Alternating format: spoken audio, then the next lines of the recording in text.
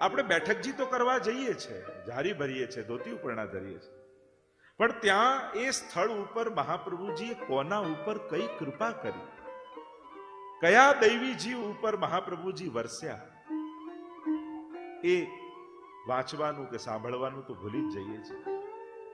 એ કૃપાની ભૂમિ છે.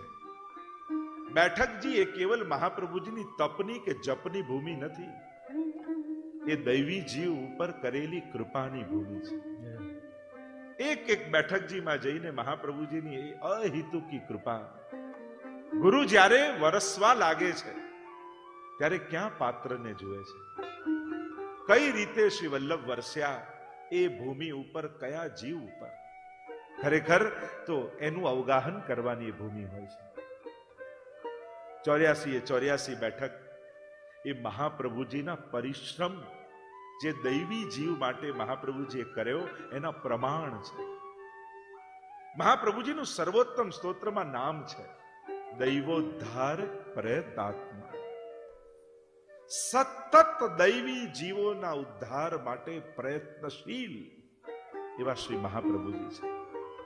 મહાપ્રભુજીનું જાગવું એ ભક્ત માટે છે, સૂવું એ ભક્ત માટે છે, ચાલવું એ ભક્ત માટે છે, જપવું એ ભક્ત માટે છે, ઉચ્ચરવું વચનામૃત કરવા એ ભક્ત માટે છે.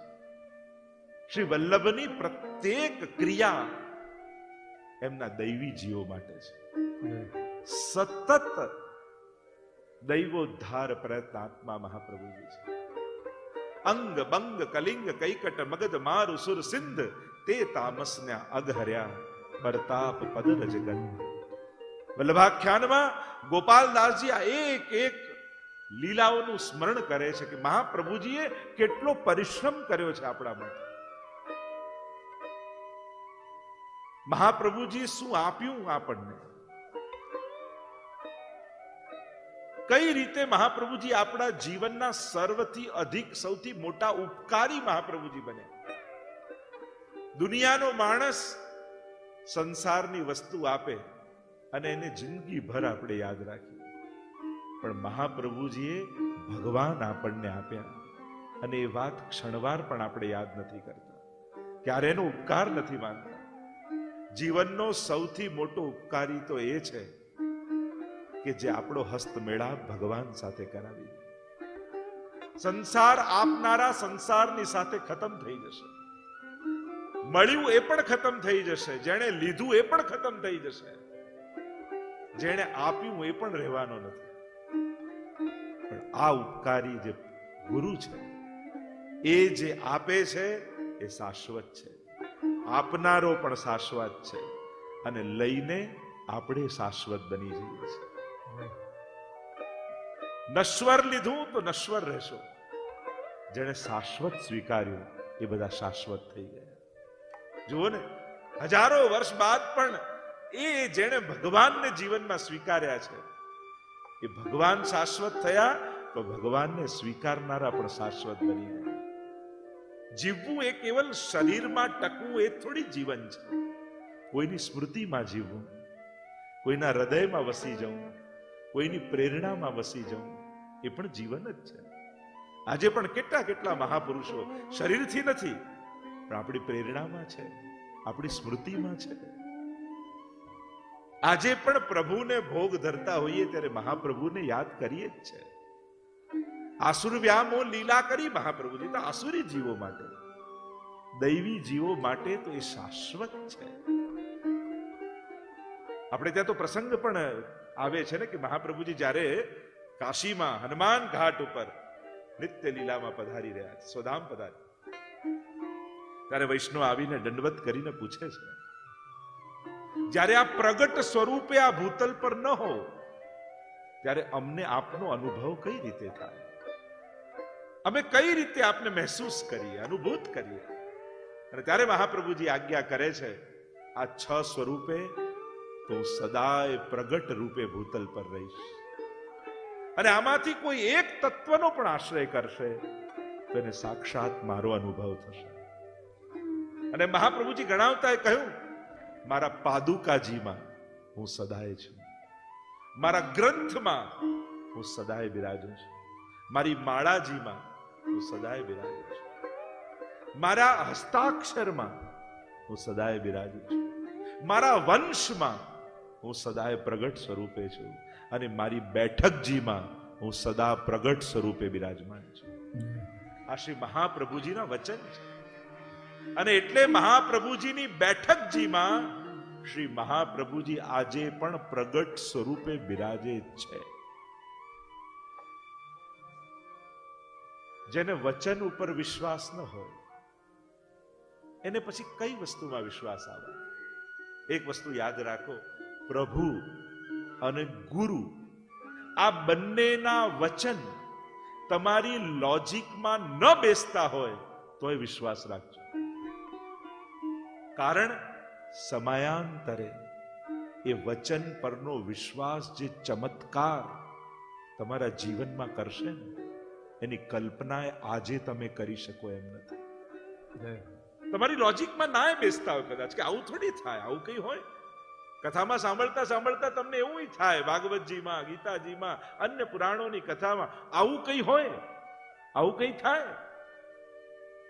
પણ કદાચ એ ન માની શકાય એવી વાત પણ તમને ભગવાનમાં માનતા કરી.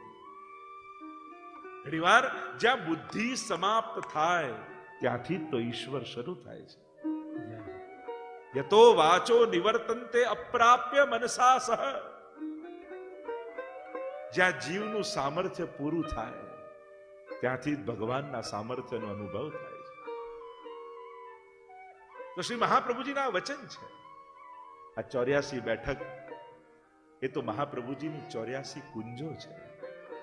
કારણ કે મહાપ્રભુજીનું એક સ્વરૂપ એ સ્વામીજીનું સ્વરૂપ છે.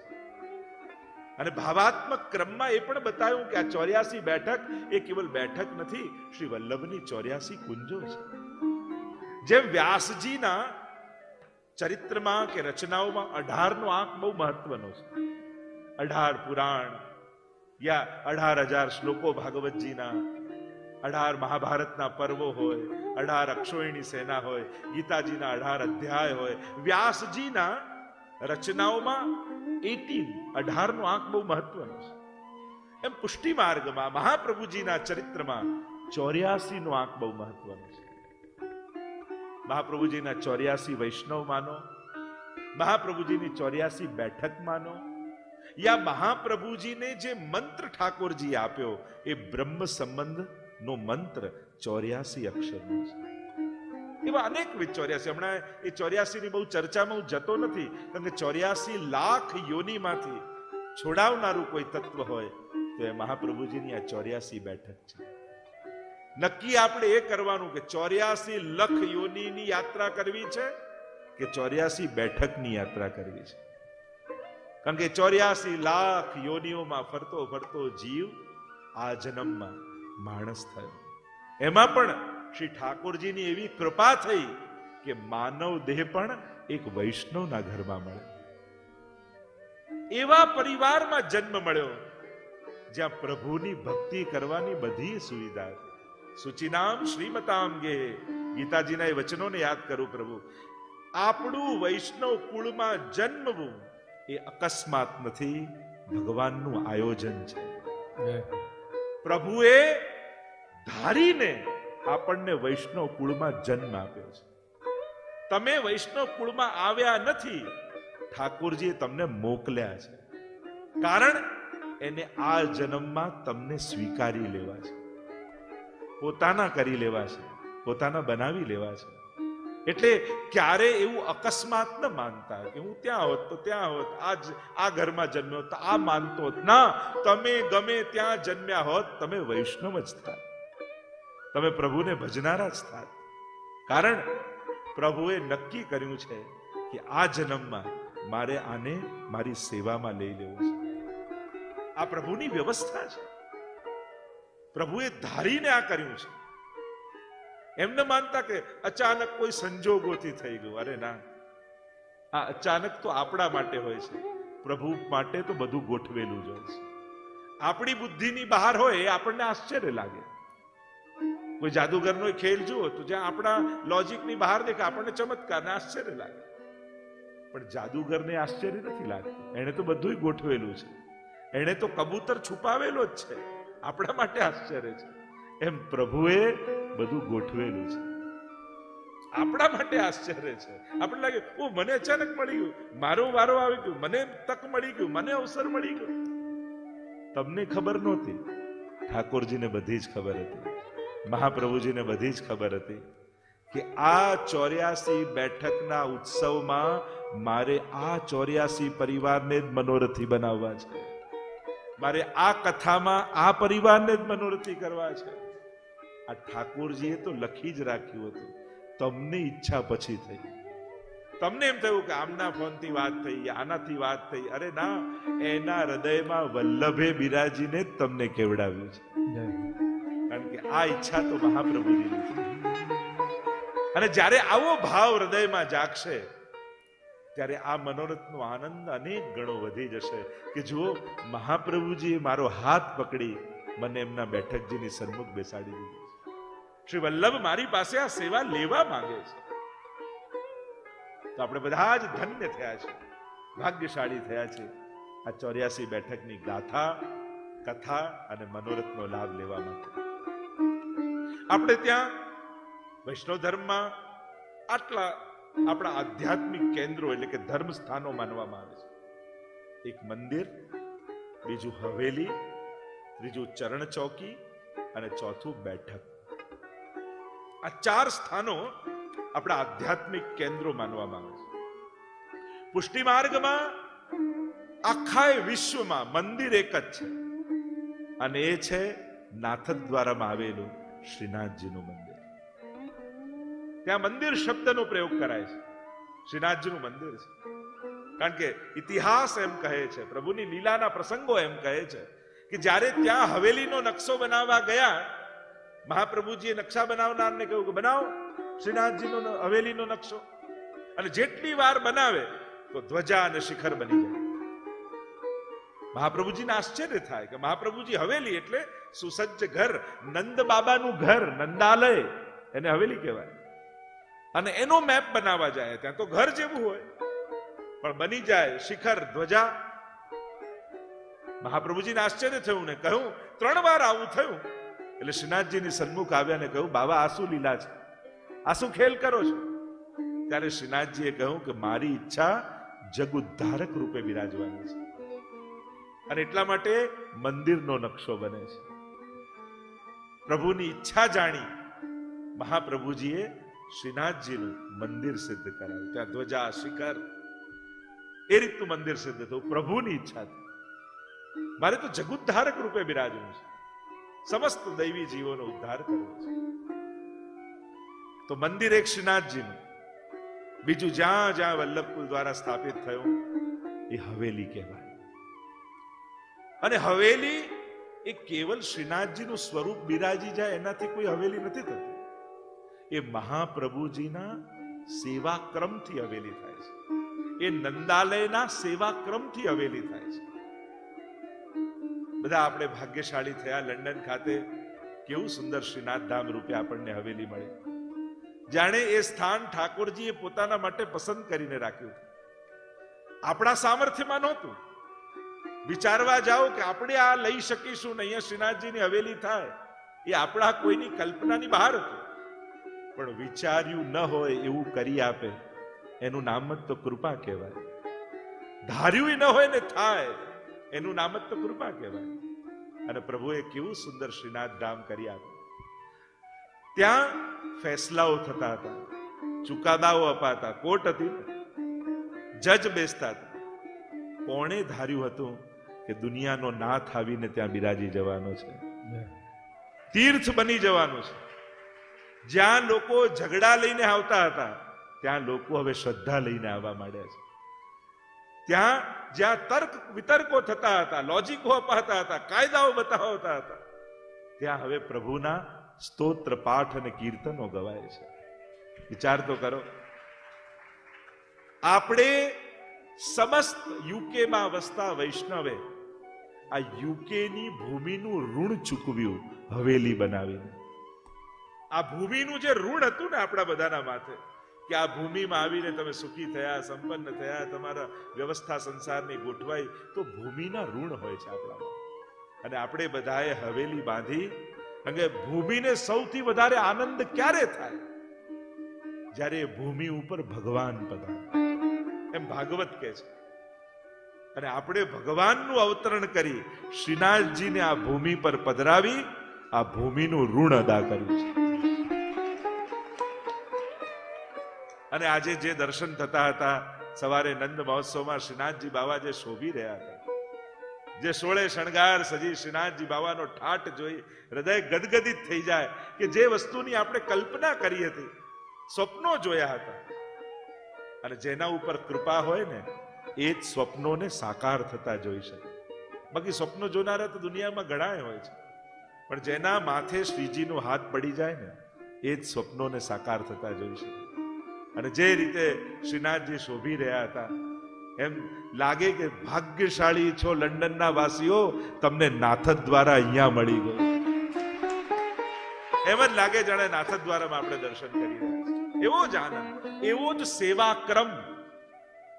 મૂળ વાત છે સેવાક્રમની, ટ્રેડિશનની, પરંપરાની, પ્રણાલિકાની. શ્રીનાથજી તો હોય, પણ મહાપ્રભુજીની પ્રણાલિકાથી સેવા થાય ત્યારે પુષ્ટિ પુરુષોત્તમ એમાં આવીને બિરાજતા હોય છે. કેવલ કોઈ મૂર્તિમાં ભગવાન નથી હોતા, પણ એ ગુરુની સેવા પ્રણાલિકામાં એ ભગવાનને પ્રગટાવવાનું સામર્થ્ય હોય છે. ત્યારે એમાં પુષ્ટિ પુરુષોત્તમ આવીને બિરાજમાન થતા હોય છે. એટલે બહુ જ મહત્વનું છે. મકાન ગમે તેટલું ભવ્ય હોય, ગમે તેટલી જાહો જલાલી દેખાય, પણ ગુરુએ બતાવેલો સેવાક્રમ ન હોય તો એમાં પ્રભુને પ્રસન્નતા ન હોય. અને એટલા માટે આપણે કોશિશ કરીએ છીએ, જેવો પુષ્ટિમાર્ગીય હવેલીનો સેવાક્રમ હોય, જે પરંપરા હોય, જે પ્રણાલિકા હોય, એને સાચવવી, એમાં કોમ્પ્રોમાઇઝ નહીં કરવું. બને તો કોશિશ કરી એ જે હવેલીની પ્રણાલિકા છે એ જ ચાલવી જોઈએ, જેથી પુષ્ટિ પુરુષોત્તમ એમાં બિરાજમાન થઈ અને દૈવીજીઓ પર કૃપા કરે. તો આપણે ત્યાં મંદિર શ્રીનાથજીનું, બીજું છે હવેલી. હવેલી એટલે નંદાલય, મહાપ્રભુજીનું ઘર, નંદ બાબાનું ઘર, મહાપ્રભુજીનું ઘર. અને શ્રીનાથજી પોતે કહે છે, રહ્યો મોહે શ્રી વલ્લભ ગ્રહ ભાવ. મને તો વલ્લભના ઘરમાં રહેવું ગમે છે. એટલે મહાપ્રભુજીના ઘરની જે પરંપરા છે એ પરંપરાથી આપણે ત્યાં સેવા થાય છે, તો એને કહેવાય હવેલી. હવેલી એમ ફારસી શબ્દ છે, અને એનો મીનિંગ એ થાય છે ભવ્ય સુસજ્જ ઘર, એને કહેવાય હવેલી. આપણે જૂના સમયમાં પણ ભારતમાં બહુ મોટું મકાન, આનું તો હવેલી જેવું ઘર છે એમ કહેતા. આને તો હવેલી બાંધી છે. તો એ નંદ બાબાનો મહેલ, એ આપણું વલ્લભનું ઘર, એ આપણી હવેલી છે. ત્રીજું સ્થાન એ ચરણ ચોકી, એટલે કે શ્રીનાથજી બાબા ગિરિરાજજીથી નાથદ દ્વારા પધાર્યા, અને એ યાત્રા દરમિયાન જ્યાં જ્યાં શ્રીનાથજી બાબાએ મુકામ કર્યો એ સ્થાનને ચરણ ચોકી કહેવાય, કે આજે પણ શ્રીનાથજી ત્યાં બિરાજે છે. અને ચોથું સ્થાન બેઠકજી, જેનો આપણે ઉત્સવ કરવા માટે આજે એકત્રિત થયા છે. પ્રાય એક વિધા એ છે કે જ્યાં 7 દિવસ પૃથ્વી પરિક્રમા, ભારત વર્ષની પરિક્રમા કરતા કરતા મહાપ્રભુજી 7 દિવસ જે સ્થાન પર બિરાજી અને ભાગવતજીનું પારાયણ કર્યું હોય એ સ્થાનને બેઠકજી કહેવાય છે. કથાની પણ પારાયણ, એટલે કે મૂળ ભાગવતજીના 18,000 શ્લોકોનું જ્યાં બિરાજી મહાપ્રભુજીએ પારાયણ વાંચન કર્યું. આપણે ત્યાં કથા અને પારાયણમાં ફરક હોય. જે કહેવામાં આવે કથાનક રૂપે એને કથા કહેવાય, અને જે મૂળ શ્લોકોને પઠન કરવામાં આવે એને પારાયણ કહેવામાં આવે. ઘણી વાર આપણે ત્યાં 108 પારાયણ આદિ કરવામાં આવે, બ્રાહ્મણોને બેસાડીને મૂળ ભાગવતજીનું વાંચન કરવામાં આવે, એને પારાયણ કહેવાય. તો મહાપ્રભુજી ખુલ્લા ચરણારવિંદથી એક ધોતી ઉપરણો ધારણ કરી અને ભારત વર્ષની પરિક્રમા કરી, 3 વાર પરિક્રમા કરી. વિચાર કરો, 11 વર્ષની આયુ મહાપ્રભુજી, અને ઘર છોડીને દૈવી જીવોના ઉદ્ધાર માટે ચાલ્યા છે મહાપ્રભુજી. એ સમયે થોડી જીપીએસ હતા, એ સમયે થોડી કોઈ વાહનો હતા, એ સમયે થોડી લાઈટો હતી, એ સમયે થોડી કોઈ બજારો હતા, ઘનઘોર વનોમાંથી. પણ આપનું એ સામર્થ્ય અને શ્રી મહાપ્રભુજી ભારત વર્ષની પ્રદક્ષિણા કરતા કરતા કોઈ એક દૈવી જીવ ભારતના કોઈ એક નાનકડા ગામડામાં ઝૂંપડું બાંધીને રહેતો હોય ત્યાં સુધી મહાપ્રભુજી પધારે. ઘણીવાર એવો સમય આવે કે 2 ટંકના ભોજનની પણ વ્યવસ્થા ન હોય. ઠાકોરજીને આજે શું આરોગ આવીશું એની પણ ચિંતા હોય કે આજે પ્રભુને ભોગ શું ધરીશું. એવા એવા સંજોગોમાંથી પસાર થતા થતા મહાપ્રભુજીના શ્રમ, આપણા બધાના ઉદ્ધાર માટે જે એમણે પરિશ્રમ કર્યો છે એની જો કલ્પના પણ કરો તો એ કલ્પનામાં ના આવે. આજે 500 વર્ષ બાદ પણ એ જગ્યાઓમાં જવું આપણને અઘરું અને દુષ્કર લાગે. એવા એવા સ્થાનોમાં 550 વર્ષ પહેલા મહાપ્રભુજી કઈ રીતે પધાર્યા છે. કેવા કેવા ઘનઘોર વનોમાંથી કેવા હિંસક પશુઓ, કેવા લૂંટારાઓ વચમાં આવે, કેવા કેવા રસ્તાઓ, નદીઓ, પર્વતો આવે, પણ 11 વર્ષના શ્રી વલ્લભ દૈવી જીવોના ઉદ્ધાર માટે ખુલ્લા ચરણારવિંદથી એક ધોતી ઉપરણા ધારણ કરી હાથમાં ગૌમુખી લઈ અને ભાગ્યશાળી છે એ સેવકો, એ વૈષ્ણવો જેને મહાપ્રભુજી સાથે સાથે ચાલવાનો એ અવસર મળે, એ મોકા મળે. અને એ ક્ષણોને યાદ કરીએ તો એ રોમાંચ આપણને થઈ જાય. અને મહાપ્રભુજીનું નામ છે રહપ્રિય. પાછા મહાપ્રભુજી ગામની અંદર ન બિરાજ્યા હોય, એકાંતમાં ગામની બહાર બિરાજે. ઠાકોરજીને ગમે કદંબનું વૃક્ષ, જ્યાં કદંબનું વૃક્ષ હોય ત્યાં વેણુનાદ કરે. અને મહાપ્રભુજીને ગમે શમી વૃક્ષ, છોકરનું વૃક્ષ જેને કહીએ, ખીજડાનું વૃક્ષ જેને ગુજરાતીમાં કહેવાય. જ્યાં જ્યાં લગભગ બેઠકજીઓ છે ત્યાં છોકરના વૃક્ષ નીચે, બ્રજભાષાનો શબ્દ છોકરનું વૃક્ષ, એને સંસ્કૃતમાં શમી વૃક્ષ કહેવાય. એ પણ બ્રહ્મરૂપ માનવામાં આવ્યું છે શાસ્ત્રોમાં. નાનું હોય, બહુ વિશાળ પણ ન હોય, કાંટાઓ ઘણા હોય, પત્તાઓ હોય નાના. અને મહાપ્રભુજી છોકરના વૃક્ષ નીચે બિરાજે. આની જયારે સજાવટ કરવાની હતી ત્યારે મીરાનો ભાવ હતો કે આવું છોકરનું વૃક્ષ આપણે બિરાજમાન કરીએ ને એમાં આ 84 બેઠકની ચરિત્રની કથા થાય, આવું વૃક્ષ બને. મહાપ્રભુજી એવા એવા સ્થાનોમાં બિરાજ્યા. અને રહપ્રિય એકાંત, જ્યાં જલાશય હોય, છોકર આદિના વૃક્ષ હોય, અને સેવકો અગાઉથી દોડીને પહોંચી જાય. વહેલા જતા રહે 2-3 સેવકો. અને ત્યાં જે માટી આદિ હોય એને ગાળીને છાણીને રાખે અને સુકોમલ કરે. અને સુકોમલ કરી એમાં જે તીર્થમાં મહાપ્રભુજી પધાર્યા હોય એ તીર્થનું જલ એમાં લઈ અને જ્યાં મહાપ્રભુજી બિરાજવાના હોય એ વૃક્ષ નીચે સુંદર માટીનો ચોતરો સિદ્ધ કરે, જેથી મહાપ્રભુજી જ્યાં બિરાજે ત્યાં સુકોમલ ભૂમિ થાય. અને 7 દિવસ મહાપ્રભુજી એક આસનમાં બિરાજી અને પારાયણ કરવાના હોય. સાંજનો સમય થાય એટલે વૈષ્ણવ આવી જાય. એ ગામમાં જે રહેતા હોય ને, બેઠક ચરિત્ર તો એમ કહે છે જે તીર્થમાં મહાપ્રભુજી બિરાજે એ તીર્થના જે દેવતા હોય એ દેવતા પોતે આવીને બિરાજમાન થઈ અને શ્રી મહાપ્રભુજીના મુખે ભાગવતજીના પારાયણનું શ્રવણ કરે. એવી બેઠક ચરિત્રમાં કથા આવે છે. અને ત્યાં એ સુકોમલ રજના સ્થાનમાં શ્રી મહાપ્રભુજી બિરાજે. ગાદી તકિયા ગોઠવી દે વૈષ્ણવો, અને એ તીર્થ જલમાંથી ઝારીજી ભરીને લાવે અને ઝારીજી ભરી બાજુમાં બંટા પધરાવી દે. અને મહાપ્રભુજી ત્યાં બિરાજમાન થઈ સુંદર પોથીજી બિરાજમાન થાય ચોકી ઉપર. અને પછી એક એક પત્રને ખોલતા શ્રી મહાપ્રભુજી પારાયણ કરે. અને આ રીતે જ્યાં જ્યાં મહાપ્રભુજી બિરાજમાન થયા ત્યાં ત્યાં એ બેઠકજી જ્યારે સંશોધન કરવામાં આવ્યું. જો મહાપ્રભુજી પધાર્યા તો 550 વર્ષ થયા, પછી કોઈ તુરંત એ સ્થાન એમને થોડી કોઈ રિઝર્વ કરી દેવામાં આવ્યું ના. અનેક વર્ષો બાદ સ્વયં શ્રી ગોકુલનાથજીએ આ 84 બેઠક ચરિત્રની એ ગ્રંથની રચના કરી. ગુસાઈજીના ચતુર્થ લાલજી. અને મૂળ ગ્રંથ વ્રજભાષામાં લખાયો છે. અને ત્યાં ઐતિહાસિક રૂપે એ સ્થાનો ક્યાં છે એ શ્રી ગોકુલનાથજીએ કૃપા કરીને આપણને બતાવ્યું. ગોકુલનાથજીની બહુ કૃપા વૈષ્ણવી સૃષ્ટિ પર રહી. 84 વૈષ્ણવની વાર્તા પણ ગોકુલનાથજી આપણને આપી. અનેક ગ્રંથો ઉપર ટીકા લખી શ્રી ગોકુલનાથજી. મહાપ્રભુજીના સર્વોત્તમ સ્તોત્ર આદિને પણ સમજાવ્યા ગોકુલનાથજી. અને આ 84 બેઠક એ ચરિત્ર પણ શ્રી ગોકુલનાથજી આપણને આપ્યું. મૂળ બ્રજભાષામાં એ ગ્રંથ લખાયો, પણ કૃપા કરીને એ ગ્રંથ દ્વારા આપણને ખ્યાલ આવ્યો કે આ 84 બેઠકો ક્યાં ક્યાં છે.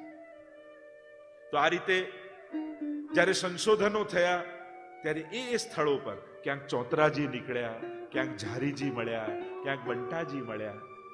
એમને એમ કોઈ બેઠકજી જાહેરાત ન કરી દેવામાં આવે કે આ બેઠકજીનું સ્થાન. એના ચિહ્નો મળવા જોઈએ, એના સ્થાન મળવા જોઈએ. એટલે જ આ 84 બેઠકમાંથી લગભગ 65 કે 68 બેઠકજીઓ અત્યારે પ્રગટ છે અને બાકી બધી બેઠકજીઓ ગુપ્ત રૂપે બિરાજે છે. ગુપ્ત બેઠકજી કોને કહેવાય? કે જેના સ્થાન આજ સુધી, જે ચોક્કસ સ્થાન કે જ્યાં મહાપ્રભુજીએ બિરાજીને પારાયણ કર્યું, એ ચોક્કસ સ્થાન ન મળ્યું હોય, એ સ્થાનને ગુપ્ત બેઠકજી કહેવામાં. કે આ ગામમાં મહાપ્રભુજી બિરાજ્યા છે પણ ચોક્કસ જગ્યા ખબર નથી, એને આપણે ગુપ્ત બેઠકજી. કુલ બેઠકજીઓ તમે પુષ્ટિ માર્ગમાં જોવા જાઓ તો લગભગ 142 બેઠકજીઓ છે, શ્રીનાથજીની 5 બેઠકજી છોડી. અને એમાં જો જોવા જઈએ તો 84 બેઠક શ્રી મહાપ્રભુજીની, 28 બેઠક શ્રી ગુસાઈજીની, અને એ રીતે જુદા જુદા આચાર્યોની બેઠકજીઓ, 7 હરિરાયજીની બેઠક, 13 ગોકુલનાથજીની બેઠક, એ રીતે રઘુનાથજી, ઘનશ્યામજી આદિની, એક ગિરધરજી આદિની બેઠકો, દમલાજીની બેઠક 3, એ રીતે 142 બેઠક લગભગ આપણે ત્યાં પ્રાપ્ત છે. પણ વિશેષ મહાત્મ્ય આપણે ત્યાં શ્રી મહાપ્રભુજીના 84 બેઠકનું વિશેષ માનવામાં આવે. બાકી બધી બેઠકજીઓમાં આજે પણ વ્રજમાં જાઓ તો મહાપ્રભુજીની બાજુમાં દમલાજીની પણ બેઠકજી બિરાજતી હોય. ત્યાં પણ એવો જ ક્રમ, કારણ જેમ મહાપ્રભુજીના રોમ રોમમાં ગોવર્ધનનાથજી છે, એમ દમલાજીના રોમ રોમમાં શ્રી વલ્લભ બિરાજમાન છે. શ્રી પ્રભુને પ્યારા શ્રી યમુનાજીના લાડીલા એવા રસિક સત્સંગી વૈષ્ણવોને જે શ્રીના આ વચનામૃત ગમ્યા હોય તો આ વિડીયોને લાઈક કરજો, શેર કરજો અને કમેન્ટ બોક્સમાં જય શ્રી કૃષ્ણ જરૂર લખજો. અને અમારી ચેનલ શ્રી વલ્લભ સત્સંગને સબસ્ક્રાઈબ કરવાનું ભૂલશો નહીં. સર્વે વહાલા વૈષ્ણવોને ભાવથી જય શ્રી કૃષ્ણ.